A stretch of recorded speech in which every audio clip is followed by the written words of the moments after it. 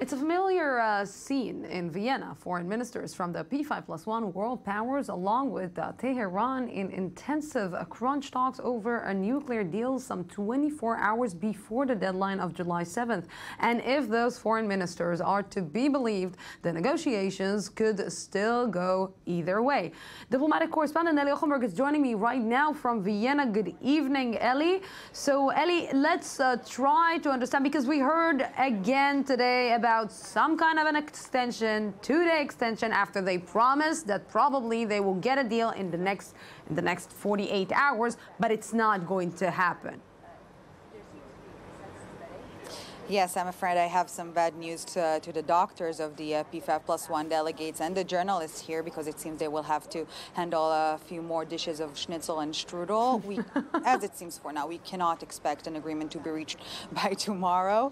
Don't get me wrong, the negotiations here, the discussions here are ongoing. We have all the P5+1 foreign ministers here in Vienna convening, discussing the sticking points of the agreement. But it seems that after what I've told you yesterday about the good atmosphere we had here in the last couple of days, there's sort of a down since as of yesterday. It seems like the progress of the negotiation is a bit slower, and that they will need more time. From what we understand, we're talking about Wednesday night, Thursday morning.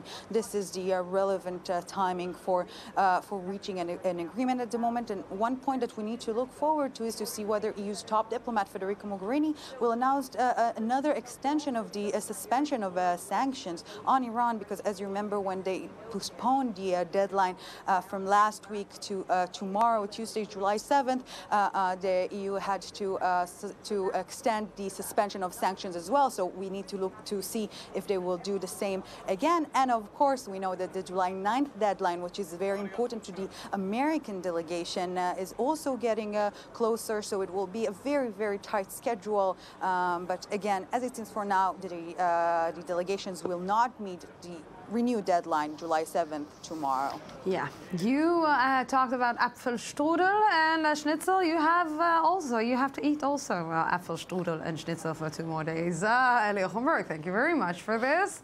And let's see the report that Ellie brought us. That's it. The renewed D-Day for a nuclear deal with Tehran is in 24 hours. Exactly 1 week ago, we were in the same situation. And while a lot has happened since, no one can tell yet whether the P5+1 world powers and Tehran will meet the deadline and sign an agreement. There are still several issues outstanding on the table.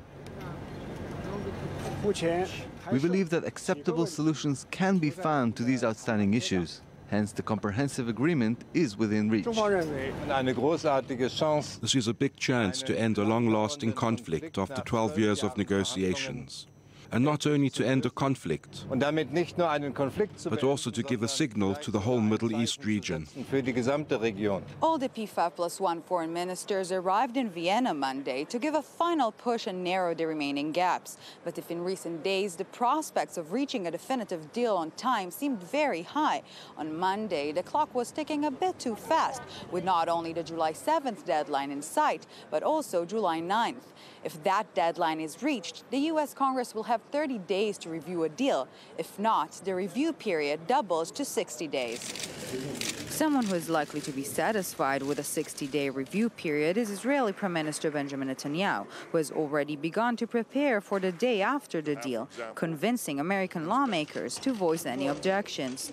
This deal will pave Iran's path to a nuclear arsenal. It will give them a jackpot of hundreds of billions of dollars with which to continue to fund their aggression and terror. Aggression in the region, terror throughout the world. And while negotiations continue in Vienna, a second IAEA visit in Tehran is underway. The 5-member delegation of the UN watchdog arrived in the Iranian capital Monday, following the visit of the Director General Yukiya Amano last Thursday. This trip is focused on prior understandings reached between Iran and the UN nuclear agency, namely the issue of access to Iran's nuclear facilities and scientists, all crucial if a deal is to be signed. Thank you.